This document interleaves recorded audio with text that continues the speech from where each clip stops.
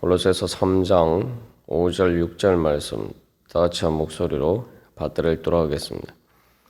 그러므로 땅에 있는 지체를 죽이라. 곧 음란과 부정과 사욕과 악한 정욕과 탐심이니 탐심은 우상 숭배니라. 이것들로 말미암아 하나님의 진노가 임하느니라. 아멘. 우리가 어제 이 말씀을 통해서 모든 죄의 근원에 있는 그 탐심의 우상 숭배에 대해서 살펴보았습니다.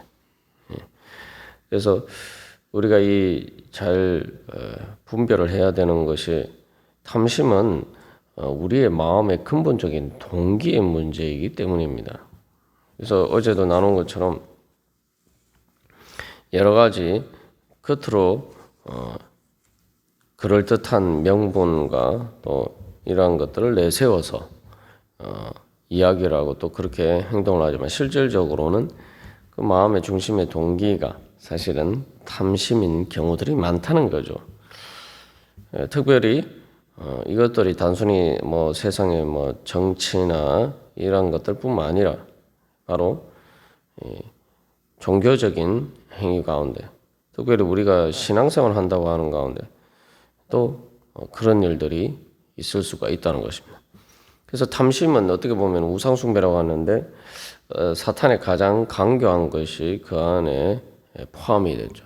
그것은 바로 사탄은 거짓의 압이라고 이야기했는데 바로 거짓으로 속이는 것입니다.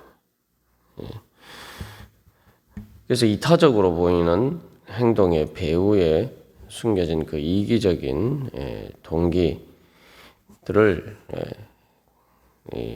이 바로 이제 탐심인 것이죠.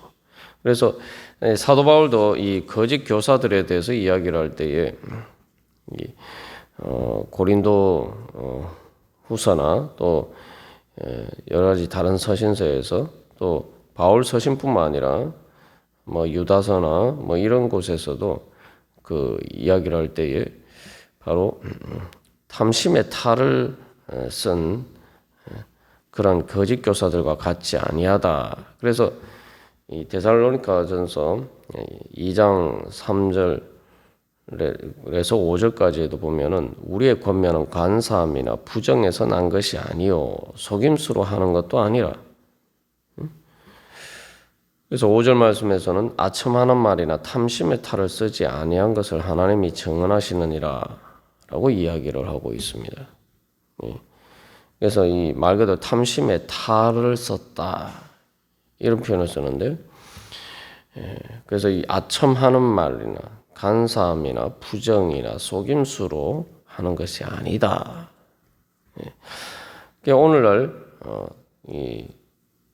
자기 자신이 이런 것들을 알고 이런 식으로 접근하는 또 그런 식으로 말하는 경우도 있죠. 많은 경우 또 우리가 우리 마음에 숨겨진 탐심을 알지 못하고 우리 자신도 거기에 속을 때가 많습니다. 그래서 이 영적인 것을 사실은 물질적인 탐욕을 위해서 이용하는 그러한 문제들이 우리의 신앙생활 가운데 나타날 수가 있다는 거죠. 그래서 앞에서도 2장에서도 여러 번 우리가 나눈 것처럼 결국 그 모든 것들이 육체 따르는 것을 금하는 데는 조금도 유익이 없다. 마음의 물질적인 거나 여러 가지 어떤 육신의 만족을 위한 것이라고 이야기하는데 이제 그게 사실은 이제 탐심이죠. 그래서 엄밀하게 말하면 사실 탐심이 어떤 몸과 관련된 것이라고 우리가 이제 생각하는 경우들이 있지만 사실은 엄밀하게 말하면 탐심은 문자 그대로 이제 더 많이 가지려고 하는 동기인데 그것은 사실은 몸과 관련된 것이 아니라 몸이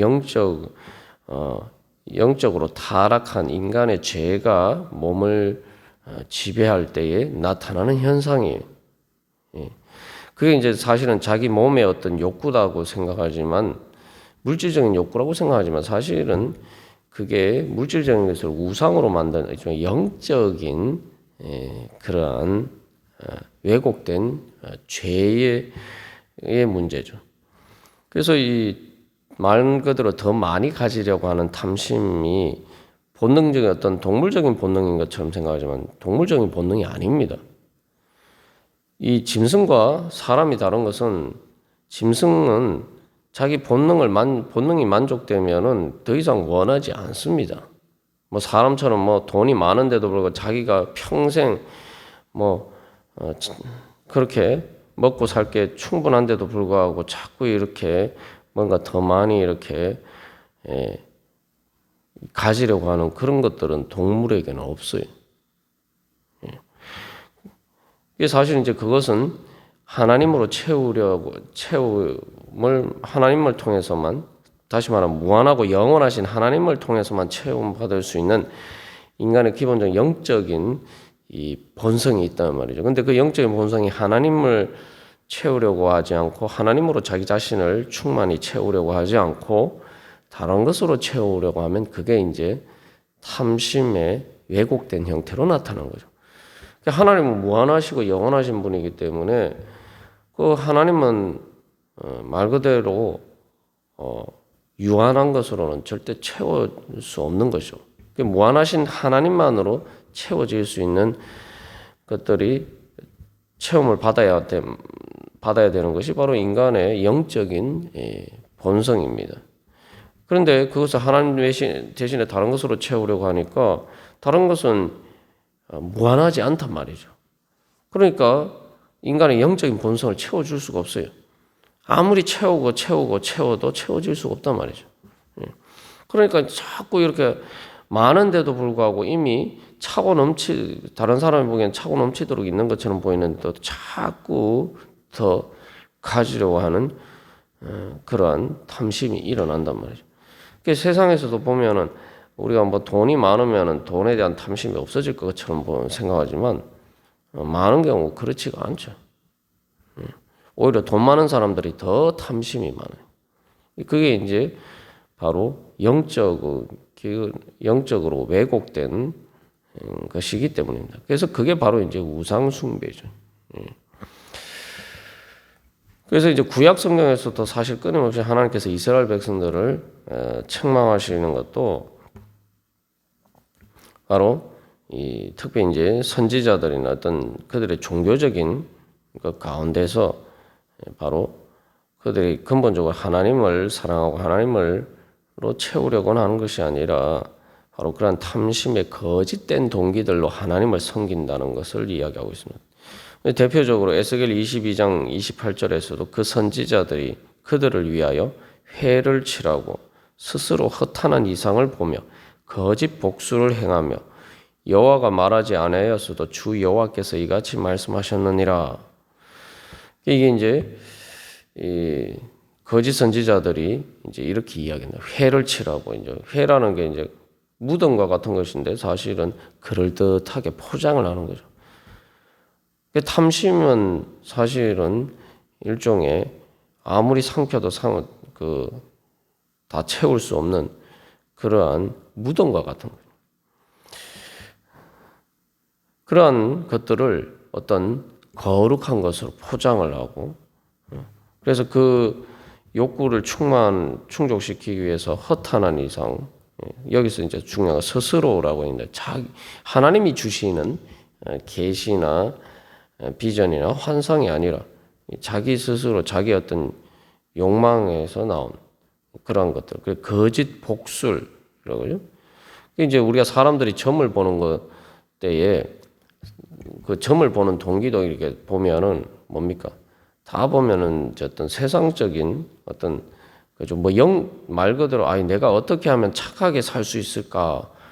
이것을 묻기 위해서 점 보러 가는 사람은 없죠. 내가 어떻게 하면 선하게 살 수 있을까? 이런 목적을 가지고 점 보러 가는 사람은 없어요. 우리가 이제 신앙생활 하면서도 오늘날도 이제 이게 번영신학이라고 합니다만, 실질적으로는 예수님을 섬기고 믿는다고 하면서도 사실은 세상적인 그 세속에서 이야기하는 어떤 그 성공을 위한 수단으로서 예수를 믿는 그런 경우가 이제 많이 생길 수가 있단 말이죠. 그래서 이제 그런 이야기가 있습니다. 그래서 그런 것들 때문에 사실 하나님께서 내가 그들 가운데서 더럽힘을 받았다. 하나님은 가장 존귀하신 분이고 하나님은 말 그대로 절대적인 분이시고 말 그대로 하나님만의 우리를 충만히 채워주실 수 있는 분인데 다른 것을 섬기면서 하나님을 섬기는 것처럼 하나님을 어떤 자기의 세상적인 욕구를 위한 하나의 수단으로서 이제 이용하니까 그게 바로 하나님을 더럽히는 이제 우상숭배죠. 그래서 이제 그런 이야기가 있습니다. 술 취하면은 사람들이 교회에서 쫓아내는데 돈에 취하면은 집사로 만든다라는 이제 그러한 이야기가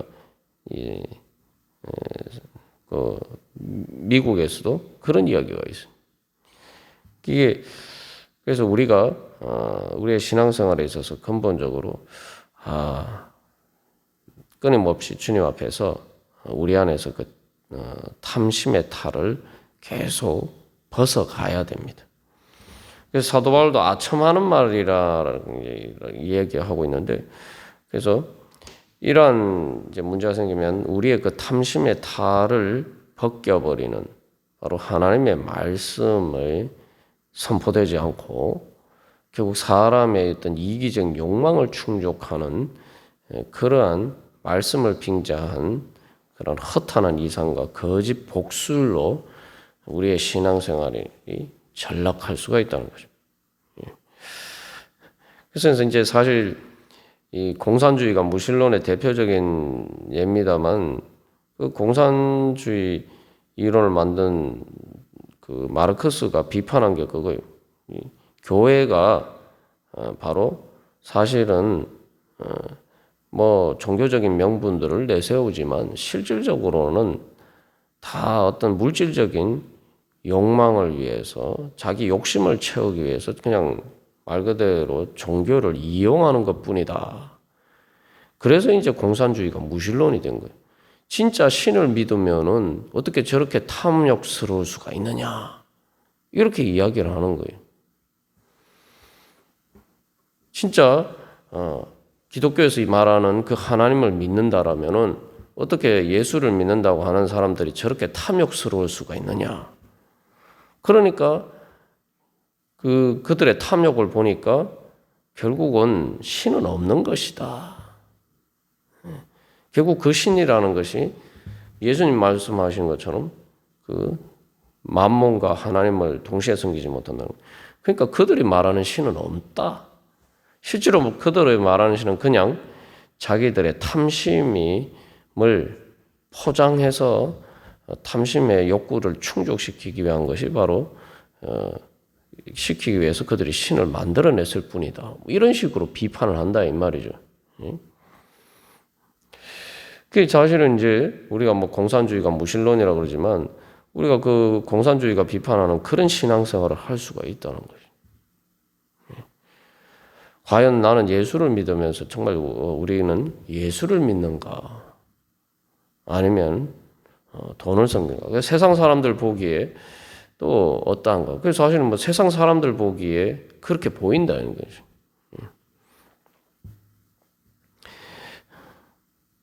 그래서 사도 바울이 자기 자신은 그렇지 않다라고 이야기해요. 우리가 생각해 보면 사도 바울이 얼마나 능력의 종입니까? 사도 바울과 같이 있는처럼 능력이 있는 사람, 그 하나님의 종이 쉽지 않죠.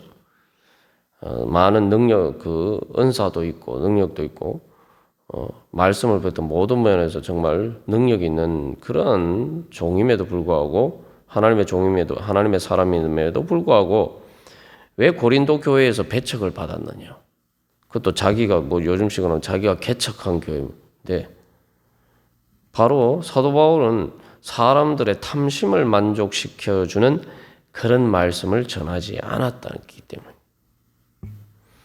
그래서 이 사도 바울이 뭐 고린도 전후서나 에서 이야기하고 데살로니가 전서 2장 4절에서도 나는 하나님께 내가 복음을 위탁받았는데 사람을 기쁘게 하기 위한 것이 아니라 오직 우리의 마음을 감찰하시는 하나님을 기쁘시게 하려 합니다.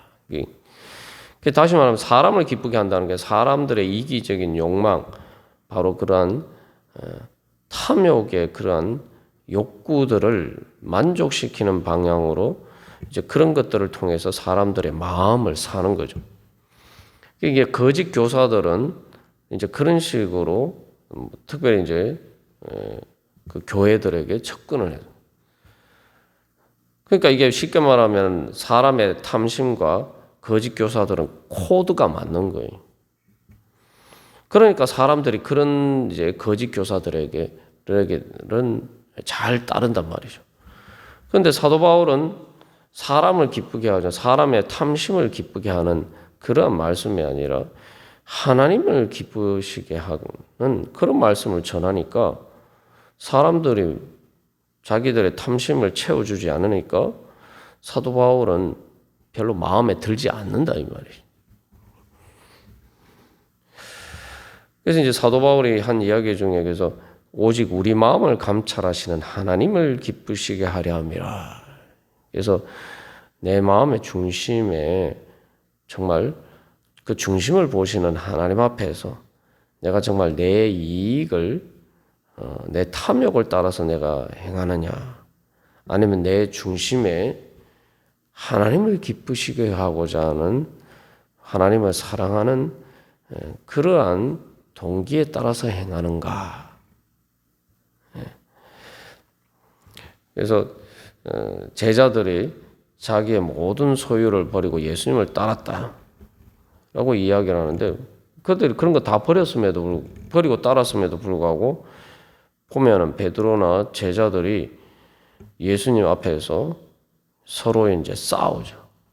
그들이 모든 것을 다 버리고 따랐다고 했는데 자기들의 권력에 대한 욕심 때문에 예수님 앞에서 서로 다투는단 말이죠. 그게 어떻게 그러나 그 모든 것들이 결국 십자가에서 다 깨어져 버렸죠.